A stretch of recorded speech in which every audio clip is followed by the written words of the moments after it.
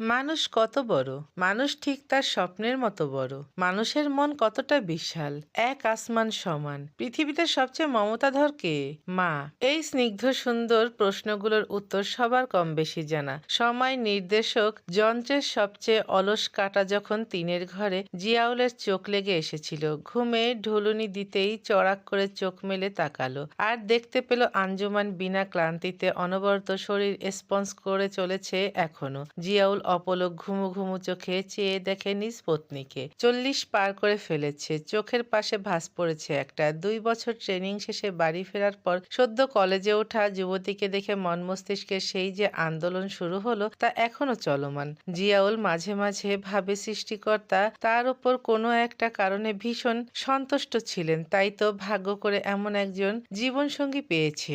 30 বছর সংসার জীবনে ভঙ্গুর সময় এসেছে অনেক, কিন্তু সবসময় পাশে পেয়েছে এই নারীকে। নীলুফার জের ধরে গ্রামের বাড়িঘর যখন সব জ্বালিয়ে দিল মামুন ইসলামের লোকজন, সেদিনও একটা শব্দ বা অভিযোগ করেনি আঞ্জুমান। জিয়াউলের এমন তাকানো দেখে আঞ্জুমান কপালে ভাঁজ ফেলে জিজ্ঞেস করে, কি দেখো এমন করে? আমার সন্তানদের মাকে, আমার সেই যুবতী প্রেমিকাকে, যে এখনো সেই সরলতা আর সুন্দরের প্রতীক আমার কাছে, বলে আঞ্জুমানের গালে আলতো ছুঁয়ে দিলেন জিয়াউল। আহা, কি হচ্ছেটা কি জিয়া? বুড়ো বয়সে ভীমরতি? কিসের বুড়ো? আমি এখনো তাগড়া যুবক, প্রমাণ চাও? জিয়াউলের কণ্ঠে দুষ্টুমির ছাপ। বদমাশ লোক, ছেলে মেয়ে বিয়ে দিলে 2 দিন পর নাতি নাতনি পাবে, এখনো ফাজলামো করছো। আমার তো এখনো ইচ্ছে হচ্ছে এমন কিউট কিউট আরো একটা বাচ্চার বাবা হতে। তুমি নাতি নাতনিতে চলে গেলে কেন? জিয়া নাকি ইশারা করে দেখিয়ে বলে জিয়া। আঞ্জুমান চোখ রাঙিয়ে শাসালো, কিন্তু মুখে লাজুক হাসি। হঠাৎ জিয়ানা মাথা উঁচু করে বলে ওঠে, আব্বু আম্মু, তোমরা আমার সামনে রোমান্স করছো? আমি সিঙ্গেল বলে এতটাও অবুঝ না। কালই আমি শাহবাগে যাব, আন্দোলন করব। আর কোনো ভাই বোন চাই না। আমার পদ আমি আর কাউকে দিতে পারবো না। সো রোমান্স বন্ধ। আর কোনো সম্পত্তির ভাগিদার মানি না, মানবো না। জ্বরে ভাঙা ভাঙা আওয়াজে হাত উঠিয়ে স্লোগান দেওয়ার ভঙ্গিতে বলে আবার শুয়ে পড়ে জিয়ানা। আঞ্জুমান পারে না খাটের নিচে ঢুকে যেতে। এই মেয়ে এত ঠোঁটকাটা হয়েছে। নিজের অস্বস্তি লুকাতে জিয়ানার বাহুতে আলতো চাপড় দিয়ে বলে, যাতে মাতাল তালে হুশ। পাজি মেয়ে তুই না ঘুমে? আমার কান কখনো ঘুমায় না আম্মু। এটা তোমার বরের কঠিন ট্রেনিং এর ফল। ইনফ্যাচুয়েশনের বয়সে প্রতিদিন মাটির পাতিল কিক করে ফুটো করে এসেছি বলে আমার আবার লজ্জাও কাজ করে কম। শুকনা গলা অহেতুক খাকি দিয়ে জিয়াউল নিজেকে শক্ত ফর্মে নিতে চাইল যেন। তারপর জিয়ানার কপালে হাত দিয়ে বলে, জ্বর সেরে যাচ্ছে আঞ্জু, তোমার কাল কলেজ আছে, যাও একটু ঘুমিয়ে নাও। বাকি সময় আমি আছি এখানে। আঞ্জুমান হাতের কাপড় আর পানির পাত্র সাইড টেবিলে রেখে জিয়ানার পাশে শুয়ে বলে, একটু পর আজানি দিবে, আমি আছি, তুমি গিয়ে রেস্ট নাও। তোমরা দুইজনই যাও, আমার এখন ভালো লাগছে বেশ। একটু পর উঠে জগিং এ বের হব। আজ আর জগিং করতে হবে না, আর পায়ের নখ পুরোটাই উঠে গেছে, কিছুদিন স্যান্ডেল টাইপ জুতা পরবি, বলে জিয়াউল রুম থেকে বের হয়ে যায়। জিয়ানা পাশ ফিরে আঞ্জুমানকে জড়িয়ে ধরে চোখ বন্ধ করে টেনে নেয় মামা গন্ধ। মির্জা গালিব খুবই হতাশ হয়ে একবার বলেছিলেন, দুঃখগুলো পৃথিবীতে এসে জিজ্ঞেস করে মির্জা গালিবের ঘর কোন দিকে, কারণ তারা সবসময় আমার বুক পকেটেই থাকে। ভার্সিটির মাঠে দাঁড়িয়ে নিবিড়ের মনে হলো মির্জা গালিব একা নন, ওনার সাথে জন্মগত হতভাগ্য শুকনীল নিবিড়ও আছেন। আত্মীয় স্বজন বলতে এক মামা, আরেক মামা মানে সমুদ্রের পিতা নিবিড়কে এক প্রকার জাতশত্রু মনে করে, আর নিজের পরিবারের সবাই থেকেও নেই। নিজে থেকে কোনো সম্পর্কে জড়াতে প্রচুর দ্বিধাদ্বন্দ্ব কাজ করে তার মাঝে। বন্ধু বলতে সজীব সমুদ্র কাছের, কিন্তু মকু আর বদি ডান হাত বাম হাত হলেও নিজের ভাইয়ের চেয়ে কম মনে করে না। সমুদ্রকে প্রথম থেকেই নিবিড় সোজা চোখে দেখেনি, কিন্তু সমুদ্র নিজেই আগ বাড়িয়ে নিবিড়ের সাথে মিশে থাকতো। দীর্ঘকাল একসাথে উঠা বসা করে একসময় সমুদ্র আস্থাভাজন একজন হয়ে উঠেছে। শত্রুর পাতা ফাঁদ অদৃশ্য হলেও প্রতিপক্ষ সতর্ক থাকে, কিন্তু বন্ধুর পাতা ফাঁদ সম্পর্কে কেউ অবগত হয় না যতক্ষণ না বন্ধু শত্রুতে পরিণত হয়। অপরদিকে বদি নিজের বোন বিয়ে দেয় বোন জামাইয়ের সাইডেই থাকবে নাকি নিবিড়ের সাইডে, সে পড়েছে এক মাইনকার চিপায়। তাই দুইজনের মাঝখানে সে নিষ্পল দাঁড়িয়ে আছে। মক্কু সহ আরো বেশ কিছু পোলাপান নিবিড়ের পেছনে দাঁড়িয়ে আছে। নিবিড় কয়েক পা এগিয়ে সমুদ্রের সামনাসামনি হয়ে জিজ্ঞেস করলো, সমস্যা কি? গ্রুপিং করছিস? পথ চাস? ভালো কথা নিবি, কিন্তু আমার ছেলেপেলেদের মকবুলের হাতে মার খাওয়ালি কেন? মকবুলের সাথে আমার কোনো লেনদেন নাই। ওই হালার পু হালা আমার নাম ভাঙাইয়া চলে। সমুদ্রের কণ্ঠে অতি কনফিডেন্ট।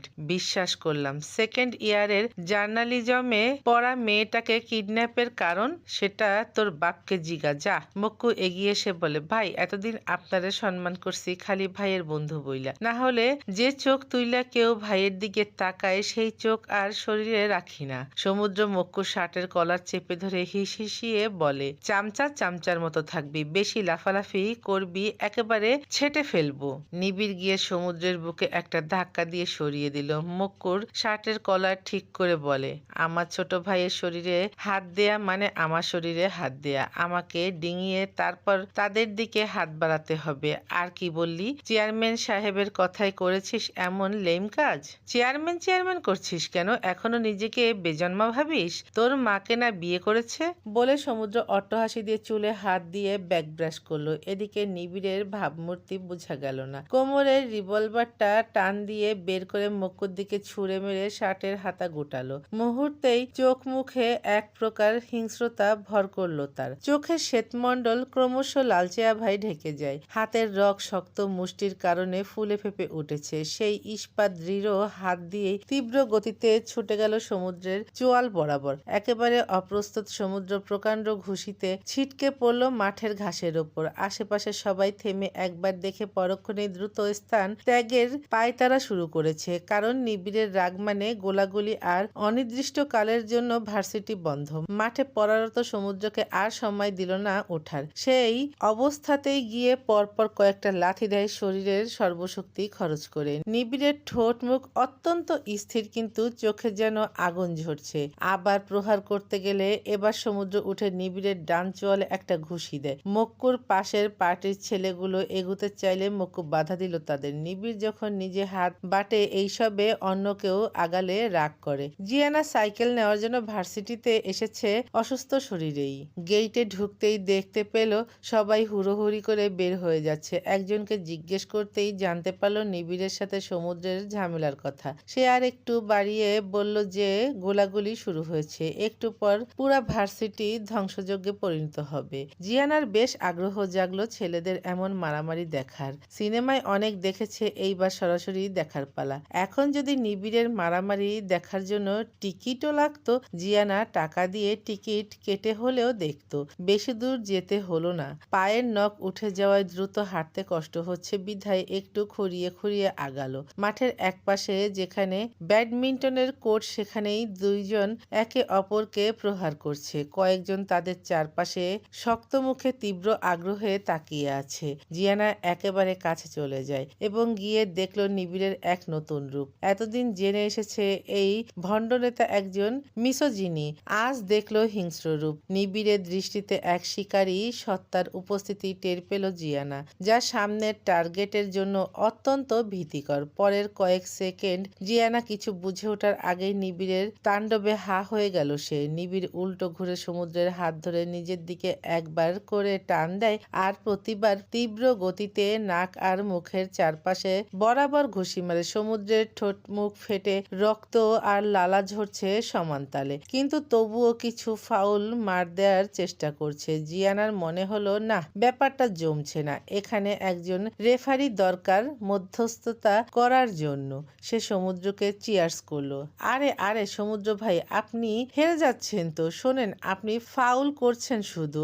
আপনার প্রতিপক্ষ বেশ লড়াকু, তার টেকনিক দেখুন আর সেইভাবেই মুভ করুন। জিয়ানার চিল্লানিতে নিবিড় থেমে ওর দিকে তাকালো। জিয়ানা সোজা দাঁড়িয়ে যায়, এতে চোখ দিয়েই খেয়ে ফেলবে এমন ভাব এই লোকের। এই সুযোগে সমুদ্র নিচ থেকে নিবিড়ের চোয়াল বরাবর একটা ঘুষি মারল। নিবিড় কিছুটা পিছিয়ে গেল এতে। অপরদিকে জিয়ানা হাততালি দিয়ে বলে ওঠে, ভালো পেরেছেন, কিন্তু এটা যুদ্ধনীতি না, এটা কাপুরুষত্ব।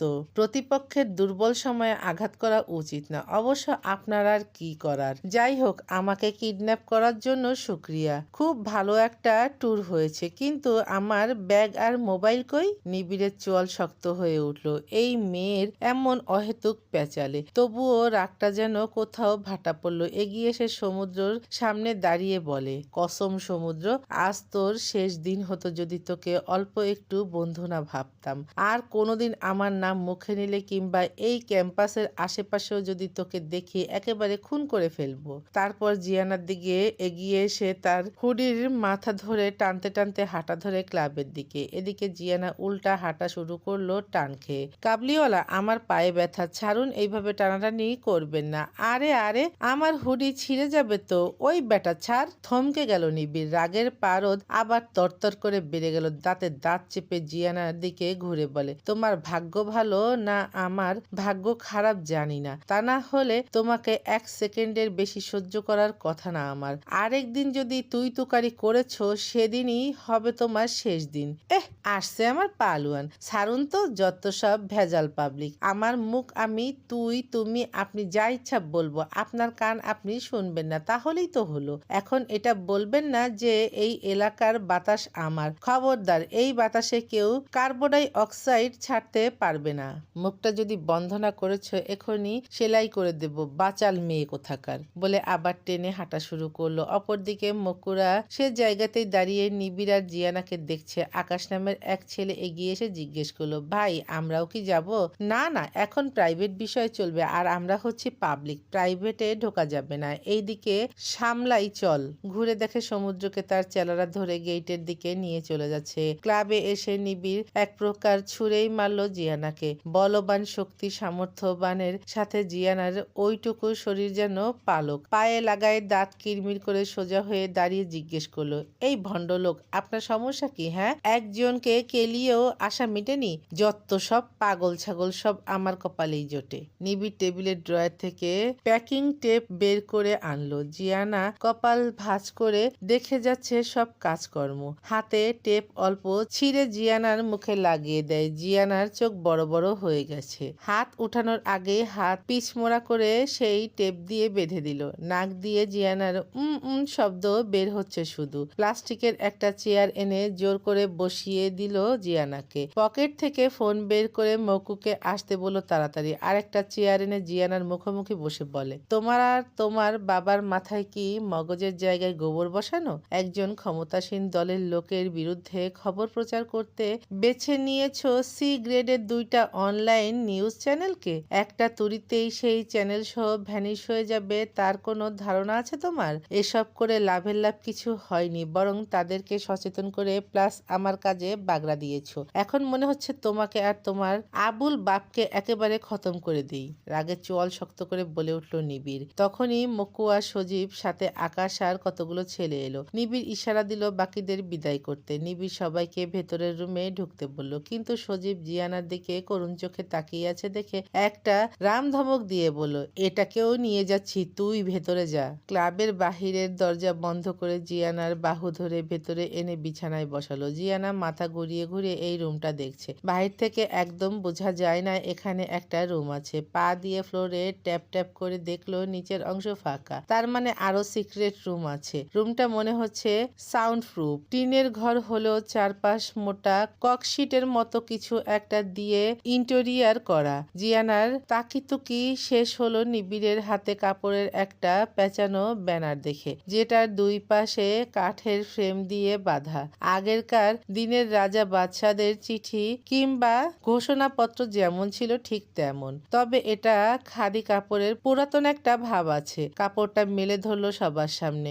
অফ হোয়াইট কালারের একটা খালি কাপড়। নিবিড় সেই কাপড়টা ফ্লোরে বিছিয়ে দেয়। তারপর সুইচ বোর্ডের কাছে গিয়ে সব লাইট একে একে বন্ধ করে দিল। অন্ধকারে সবার চোখ যখন আস্তে আস্তে সয়ে এলো, তখন সেই খাদি কাপড় থেকে এক প্রকার আলো বের হওয়া শুরু করলো এবং ইংরেজিতে এলোমেলো কিছু শব্দ লেখা। ঠিক ইংরেজি না, তবে ABCD সহ অনেকগুলো বর্ণ যুক্ত কিছু লেখা। জিয়ানা সহ সবাই অবাক হয়ে দেখে চলেছে এমন অদ্ভুত জিনিস, যেটা শুধু ফ্যান্টাসি সিরিজগুলোতে দেখেছে। সজীব অতি উৎসাহী হয়ে জিজ্ঞেস করলো, কিভাবে পেলি?